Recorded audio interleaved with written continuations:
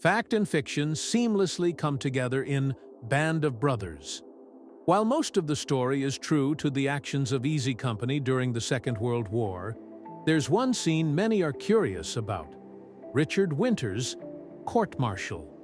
Did the real Major Winters stick it to his captain by requesting a court-martial? As it turns out, he really did. In the first episode of Band of Brothers, Captain Herbert Sobel takes disciplinary action against Winters for failing to show up on time to inspect soldiers cleaning the latrines.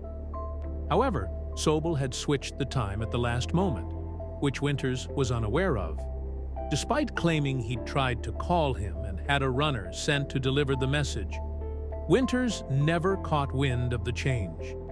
Sobel proceeds to punish Winters for the infraction. He gives him a choice. Your options are quite simple, Lieutenant. Punishment for your offenses will be denial of a 48-hour pass for 60 days. Or you may initiate a letter of appeal and request a trial by court-martial. Sobel even tries to offer Winters some understanding, telling him to take the punishment as you spend your weekends on base anyway. Instead, the first lieutenant replies, "I request trial by court-martial," before saluting his captain and leaving him in a stunned silence. In the miniseries, Sobel appears determined to keep Winters down. He cares more about how his men serve, as it reflects upon himself, rather than their well-being. In a book about Winters, a copy of Sobel's reprimand and Winters' signature requesting a trial by court-martial proves the interaction did, in fact, occur.